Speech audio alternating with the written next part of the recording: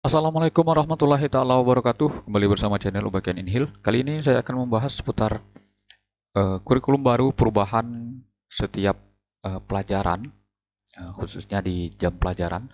Tentu bagi guru-guru yang sudah sertifikasi sangat berpengaruh karena jika dilihat dari informasi di Google atau browsing itu hampir tidak ada solusi yang memastikan bahwa dengan penerapan kurikulum baru belum ada jaminan bahwa terbebas dari mengajar 24 jam per minggu. Karena undang-undang sertifikasi itu tentu harus ditarik terlebih dahulu atau dibatalkan. Nah, karena setahu kita semua, undang-undang tentang sertifikasi yang mewajibkan guru harus mengajar 24 jam per minggu itu belum ditarik. Nah, artinya tentu guru masih wajib mengajar 24 jam per minggu. Nah, bagaimana kita lihat perubahan di kurikulum terbaru sekolah penggerak yang jika nanti diterapkan di semua sekolah di seluruh Indonesia. Kita cek di sekolah tingkat dasar atau SD. Sebelum ke SD barangkali kita cek PAUD. Nah, PAUD 5 sampai 6. Nah, kurang seperti ini modelnya. Nah, PAUD hanya seperti ini. Kurikulum 2013 yaitu per minggunya 900 menit. Nah, per minggunya menjadi 1000. Jadi bertambah jika dilihat di PAUD ini. Nah, kurang lebih seperti itu hanya karena memang berbeda. Nah, tentu sekolah dasar yang sangat eh, berpengaruh karena setidaknya di sekolah dasar ini guru agamanya tentu jika yang sekolah besar bisa sampai 5 karena pelajarannya 4 jam.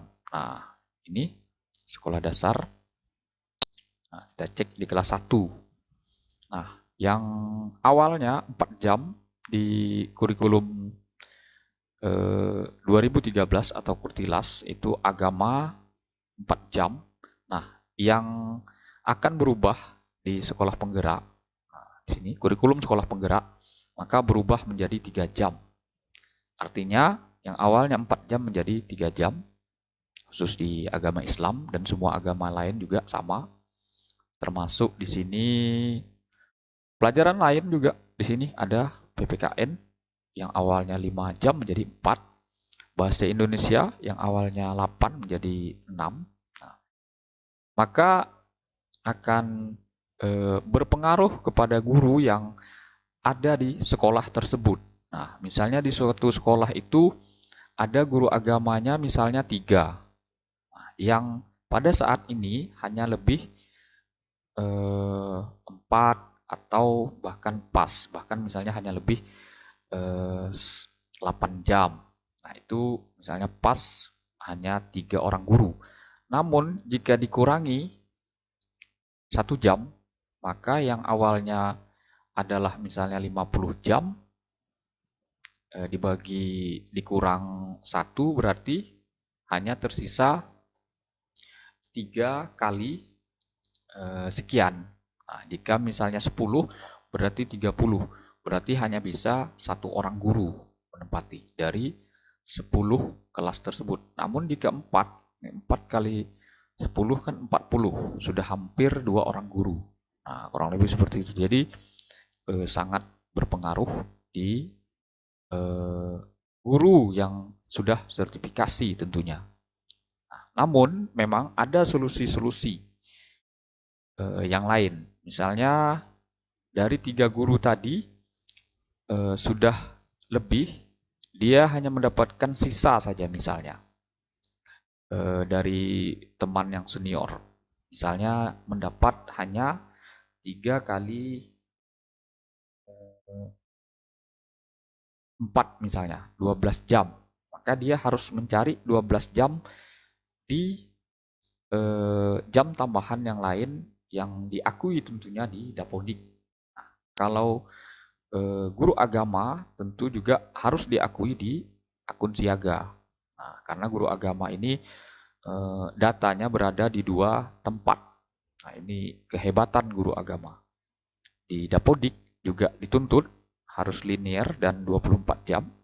Di akun siaga karena sebagai penerima tunjangan profesi guru atau sertifikasinya di Kementerian Agama, maka dia juga harus sesuai.